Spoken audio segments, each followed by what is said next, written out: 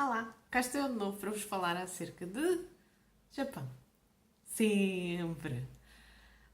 Conselhos de viagem, itinerários, responder às vossas perguntas, o que é que se anda a passar na internet, se as pessoas estão a comentar, se há alguma cena que eu posso comentar e dar-vos um insight. Então, eu hoje vou olhar para duas coisas. Muito ambiciosa, um vídeo com duas coisas. Vamos ver como é que isto funciona. Vem aí as viagens do Japão, a minha própria viagem ao Japão, com pessoas que queiram ir comigo, portugueses sobretudo, ou quem queira andar pelo Japão em língua portuguesa, na minha companhia.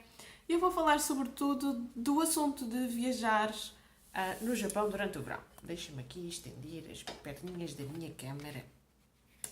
Um bocado tosca, mas pronto. Então, vou olhar para dois blogs com muito sucesso na internet e vou comentar, porque nesta série de vídeos eu às vezes comento coisas que eu vejo que são muito lidas e dou a minha revisão crítica, digamos assim, acrescento alguma coisa se isso vos puder ajudar.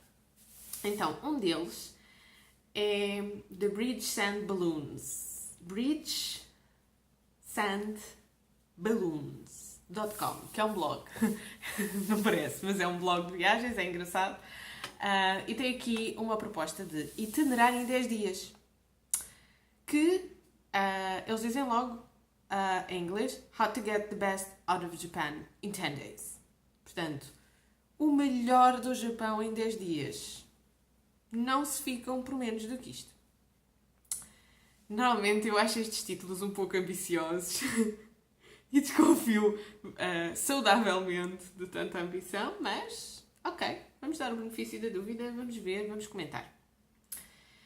Então, ok, uma pessoa também tem que divulgar os objetivos aqui deste blog é genuinamente ajudar as pessoas e orientá-las, não quer dizer que depois não possam adaptar. Tem os preços em libras, o que vai ser irrelevante para o comentário.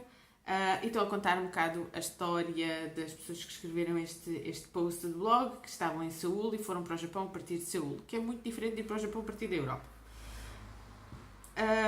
Eles dizem logo à partida que o estilo deles não é viajar devagarinho, é ver o máximo possível. Então acho que é nesse sentido que fizeram este itinerário.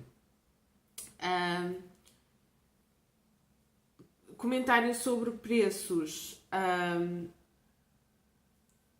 Dizem que os preços são equivalentes a Londres e comparam isso com um café que compraram numa cafeteria e um restaurante, um jantar num restaurante sem álcool e depois uma refeição que tomaram na rua. E comparam isso com a comida de rua londrina ou britânica. E em relação à estadia, disseram que ficaram num sítio 150 libras por duas pessoas, incluindo o pequeno almoço. God, não. Isto é caro. Ok? Os orçamentos dos portugueses não são estes. Não, o custo de vida não é como em Londres. Ok, não é. É perfeitamente possível vocês comerem em cadeias de restaurantes económicos do Japão e não vão gastar o que eles dizem aqui, que é 30 libras por um jantar sem bebidas alcoólicas, nem de perto, nem de longe. Com as minhas recomendações, pelo menos, não. Eu não, porque eu não tenho este dinheiro. E os hotéis também, eles ficaram em hotéis caros. Recomendam um Airbnb. Eu acho que eles não percebem muito disto. O Airbnb no Japão foi um flop, ok? Eu já escrevi artigos sobre isso, mas ainda se desenvolveu mais. Depois da lei do alojamento local entrar em vigor, o Airbnb praticamente sucumbiu no Japão. Ok, agora vou fazer aqui uma parte porque é uma coisa importante. Tanto o Airbnb como a Uber de boleias, não é Uber das comidas, foram basicamente um flop no Japão, porque estas duas empresas baseiam-se num conceito de mercado de capitalismo selvagem, exatamente, norte-americano, que é a ideia de que a legislação do país E mesmo a legislação, mesmo as leis, mesmo as regras de funcionamento do mercado económico de um país, a legislação para as empresas é uma coisa opcional. São empresas extremamente agressivas nos mercados onde elas querem entrar. Fazem manobras de lobby e tentam fazer uma lavagem ao cérebro dos média e da publicidade e da opinião pública para achar que aquilo vai ser ótimo para a economia local e vai permitir a pessoas empreendedoras criarem os seus próprios recursos e tal. Mas o que o Airbnb ou o Uber fazem é passar com um caminhão-tiro por cima das leis e primeiro trabalhar em zonas cinzentas e depois querer mudar as leis para se adequarem às empresas. E este é o ponto em que isto não funciona de todo no Japão, considerar que a legislação num país é algo que não se deve ter em conta, que não vale nada e que ir contra as regras é uma coisa positiva porque é uma coisa que vai trazer desenvolvimento económico e empreendedorismo e romper com amarras de regulamentação e legislação, que é uma mentalidade americana, ir contra o governo, considerar que o governo te limita, querer fazer desenvolvimento económico atravessando ou contornando regras, mas que não é uma realidade que cai bem com a maneira de funcionamento do mercado japonês, com a mentalidade japonesa, com a nação Japão, com o povo Japão. Okay? Por isso é que não funciona lá, no Japão. E o Airbnb, entretanto, mirrou tanto, encolheu tanto, por causa desta legislação que entrou em vigor, que se tornou impossível para os privados que têm só um quartinho para alugar ou uma casinha para alugar sobreviverem à nova legislação nacional do Japão, do Airbnb. E, portanto, na prática, o que vocês vão encontrar no Airbnb são empresas de hotelaria e turismo que também encontram noutros sites japoneses, como o Japanicano, por exemplo. Não estou a dizer que não podem procurar coisas na Airbnb, mas vocês agora na Airbnb no Japão têm uma mistura de os ilegais, as pessoas que não estão conformes à lei, que entretanto já entrou em vigor no Japão, mais as empresas de turismo legítimas e organizadas que têm 3 prédios na mesma rua e alugam aquilo tudo e gerem-se de uma certa maneira para lidarem com a lei que entrou em vigor. Portanto, é mais difícil navegar em segurança no Airbnb no Japão neste momento. Portanto, eu acho que atirar para aqui num plano de viagem o Airbnb e não explicar como é que ele está a funcionar não é bom sinal. Depois, tem aqui neste blog um pequeno parágrafo sobre ser vegetariano, porque eles são vegetarianos, os que escreveram isto.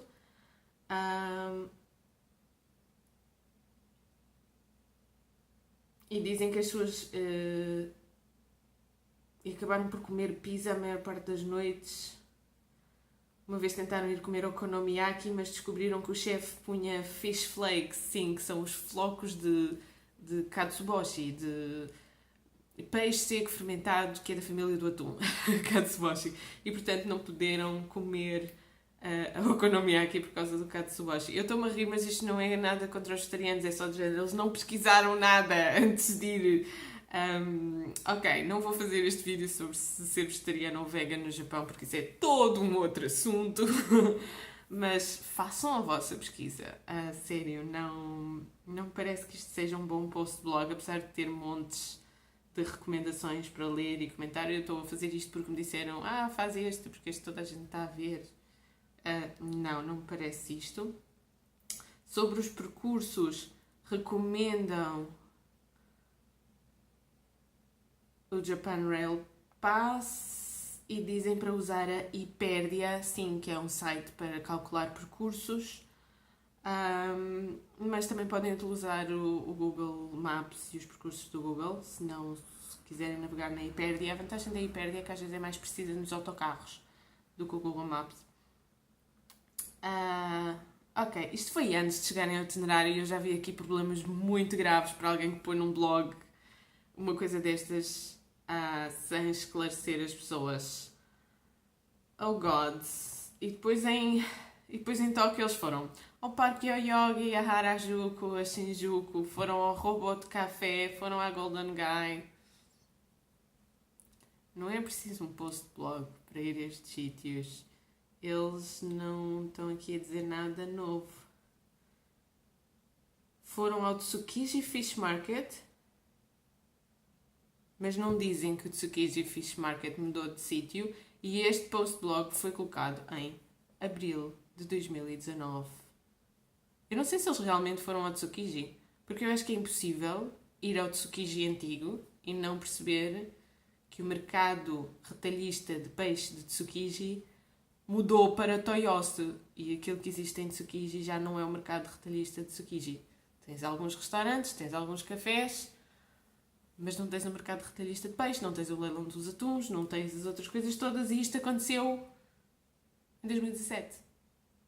Portanto, Jesus, eles não foram, isto é falso, ou eles escreveram isto e não, ou eles foram e não perceberam que estavam num sítio que já não era, que era o antigo Tsukiji, que está desativado como mercado retalhista de peixe. Continua a ser uma zona comercial, mas está...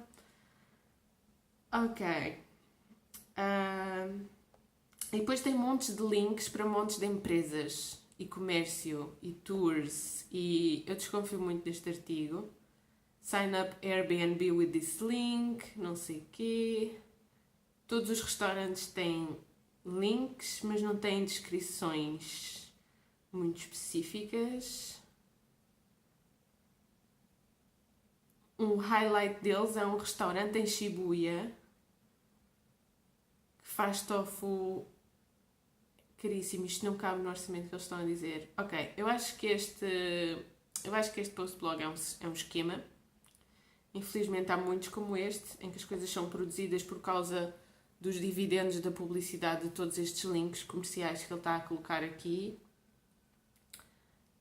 Não é realista e eu acho que induz as pessoas em erro em muitas coisas, e as distâncias que ele está aqui a dizer que percorreu num dia em Tóquio, só se ele tivesse andado de táxi, o que aqui não diz que andou. Não dava para... Foram tomar bebidas ao Mandarim Oriental, ao bar do Mandarim Oriental, que é uma cadeia de hotéis caríssima da Ásia. E diziam que tinham um orçamento de X para comer que não cobria isto. Ok, não. O bridgesandballoons.com tem um itinerário de 10 dias ao Japão, que é infelizmente, um daqueles esquemas de vender publicidades, e não é realmente um itinerário. Tenham cuidado com isso. Essa é a diferença entre vocês simplesmente procurarem coisas no Google ou vocês arranjarem um consultor de viagens especializado no destino para onde vocês querem ir. Que eu sou pró-Japão e Extremo Oriente, mas há mais, e são livres de procurar outras pessoas que também têm experiência nestes destinos como consultores de viagem. Não são pessoas que foram lá uma vez ou duas, são pessoas que realmente vos conseguem ajudar a fazer um itinerário. Isto não é um itinerário, isto é publicidade disfarçada de itinerário. E eu acho que é estar a gozar com as pessoas que muitas vezes têm expectativas muito profundas acerca de realizar o sonho de ir para o Japão. E eu acho que a pior coisa que existe, a mais abjeta, é gozar com os sonhos das pessoas. E estar aqui para as ajudar a realizar um sonho e prestar um bom serviço é uma coisa. Disfarçar de itinerário aquilo que é uma série de coisas pesquisadas no Google sem conhecimento de causa, e não, é impossível. Estes sítios, a distância entre estes sítios em Tóquio não fez isto tudo num dia, não gastou este orçamento, foi ao Tsukiji e não explicou o que é que aconteceu ali. O robô de café também não é uma coisa que pode entrar na hora, tem que reservar, ainda por cima no fim de semana. Ok, não.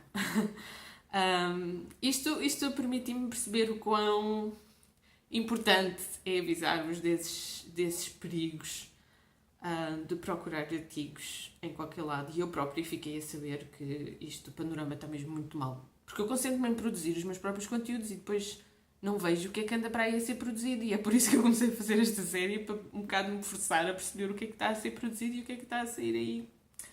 Ok, muito rapidamente, já não tenho muito tempo, muito rapidamente havia aqui um outro artigo que era interessante, que é do www.Kyoshi, Kyuhoshi, Kyoshi.com, que diz How to Survive Summer in Japan. Como sobreviver ao verão no Japão. E isto é relevante para quem vai no verão. Junho, muito, muito úmido, muita chuva, não particularmente quente. Julho, quente. Agosto, quente e muito úmido, embora não chova, é aquela coisa sticky, suamos imenso. E o céu está bastante coberto. Setembro, começa outra vez a chover e alivia, mas também vem de vez em quando uns tufõezinhos. Vamos chamar-lhes tufõezinhos, para me parecer menos mal. O Kyoyoshi está a dar dicas para como sobreviver ao verão no Japão, portanto é este período de calor e da umidade. E vou ver as dicas deles e dizer-vos o que é que eu acho. Beba água. Sim, beba água. Às vezes as pessoas têm uma sensação de sede muito diferente e às vezes podem não identificar como sede ou necessidade de beber água quando há muita umidade no ar. Mas forcem-se a ir bebericando a água. Conforme for confortável para vocês. Fresca, morna, o que for. Usem um leque. Isto é capaz de ser pouco prático para quem está a viajar, usar um leque. Mas ok, pode ser que funcione.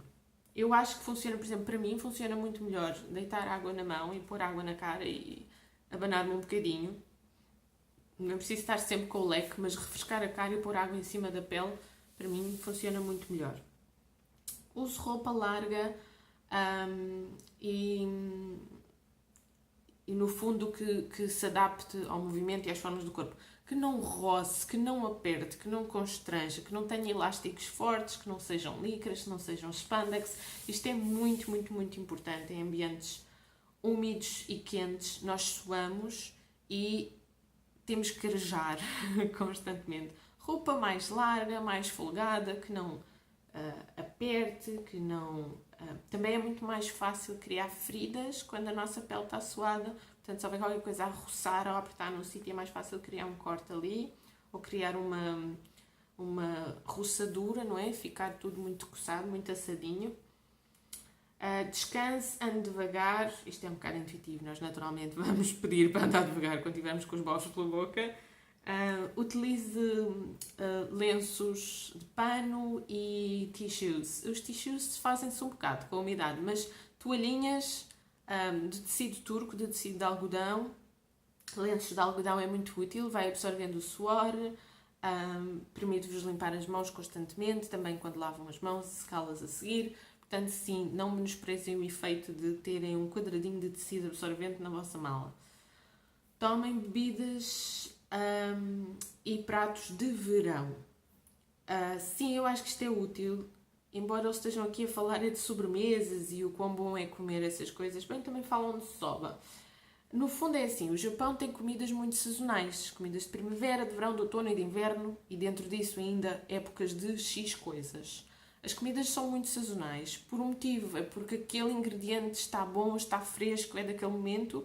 E porque aquilo é o que faz melhor ao corpo, tendo em conta o que está a acontecer com o clima. Tradicionalmente há uma grande correspondência entre a alimentação característica de certo momento e o que está a acontecer com o clima e as vossas necessidades em relação àquele clima. Por exemplo, as vossas necessidades vitamínicas ou de hidratação, ou as vossas necessidades calóricas, ou as vossas necessidades de manter o vosso organismo seco e, portanto, expelir líquidos, ou produzir calor dentro do vosso organismo e, portanto, ter mais gengibre na comida.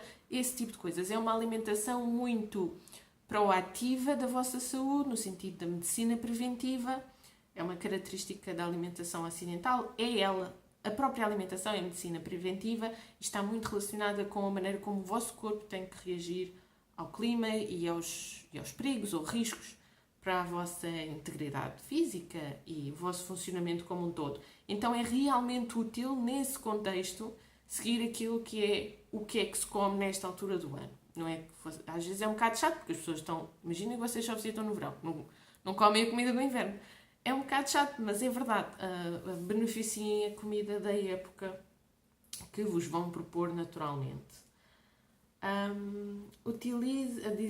Aqui também recomenda comer as frutas que são muito ricas em água, claro, é uma maneira de aumentarem a vossa hidratação. Chapéu e óculos de sol. Por acaso eu acho que óculos de sol não é muito boa ideia. Os japoneses não são grandes fãs de óculos de sol, eles gostam de ver o que é que se passa com o vosso olhar. Ver o olhar é uma maneira de entender a outra pessoa, sobretudo numa cultura e numa sociedade onde se fala tão pouco. Não é pouco, é assim, as pessoas falam, mas o falar abertamente, o ser transparente nas emoções, não acontece. Então, muitas vezes é através de coisas muito subtis, como o olhar, o ritmo com que se fala, a maneira como se põe as pausas, quanto tempo se demora a responder, mas sobretudo o olhar. É aí que nós temos uma janela para o estado de espírito da outra pessoa. Então, fechar o vosso olhar com óculos de sol não é boa ideia, acho eu, para a vossa relação com os japoneses. Mesmo que seja só numa interação turística. Não disseram aqui a questão dos desodorizantes e tal. Eu recomendo vivamente a vocês levarem os vossos desodorizantes e os vossos produtos pessoais que podem não conseguir encontrar no Japão igual, ou com a mesma intensidade, ou com o mesmo aroma, ou realmente esse tipo de produtos não é costume existir lá. Existem algumas versões de desodorizantes, mas são muito inúteis e às vezes ou não tem perfume nenhum, ou tem perfume forte. Enfim, é diferente e não funciona para quem está habituado aos nossos. Portanto, eu recomendo levar isso. Não está aqui no blog, mas eu acrescento. A temperatura muda ao longo do dia, pode subir muito e depois descer. Eu não acho que flutua assim tanto no Japão, mas pronto. Mas mudem o vosso itinerário conforme a temperatura. É essencialmente aquela coisa de evitar a hora do calor. Não sei se conseguem evitar, mas podem fazer coisas dentro de edifícios ou dentro de museus e evitar o tempo que andam na rua ao sol nas horas de maior calor. Acho que sim. Eu também não estou aqui a ver nada acerca de protetor solar. Eu tenho que usar protetor solar, não parece, mas tenho uma pele muito, muito, muito sensível. E eu levo sempre o meu próprio protetor solar porque lá também não encontro. As japonesas, neste caso, comparo-me com as mulheres, não é? As mulheres costumam utilizar, mesmo que utilizem mangas curtas, costumam utilizar umas coisas que tiram os dedos, portanto são luvas sem dedos, e que depois que vão até aqui, acima. Então na prática elas usam manga curta, ter um arejamentozinho levezinho aqui, mas depois tem aquela tipo super luva, super alta, que vem até aqui à parte de cima do braço, e que na prática tapa os braços todos. A mesma coisa com a cara, costumam ter uns visores à frente da cara, que põem a cara toda na sombra. Na prática a técnica delas para lidar com o sol é taparem-se. O que nós não temos esses acessórios e francamente faz muito calor e eu gosto de continuar a utilizar o meu protetor solar com fator 30 para cima, mas tem que levar, porque lá não encontro de todo. Já procurei, nunca encontrei. Também há outra coisa que elas usam, que é usar chapéu de chuva, porque o chapéu de chuva, apesar de ser de chuva, também cria sombra. Então cria sombra aqui à volta da vossa cabeça. Além disso, não ficam expostos diretamente ao sol e ajuda bastante a livrarem-se da sensação de calor. E depois neste blog diz uma coisa que é estranha, que é a primeira coisa que eu discordo mesmo, neste do Kiyoshi, que é usem flip-flops o tempo todo, em vez de andarem com sapatos. Eu não queria usar sapatos nem meias, não me sinto confortável com meias quando dá calor excessivo. Flip-flops não é boa ideia do Japão. É melhor não falar aqui de food fetish, mas basicamente não mostrem os vossos dedos dos pés. É um bocado isso.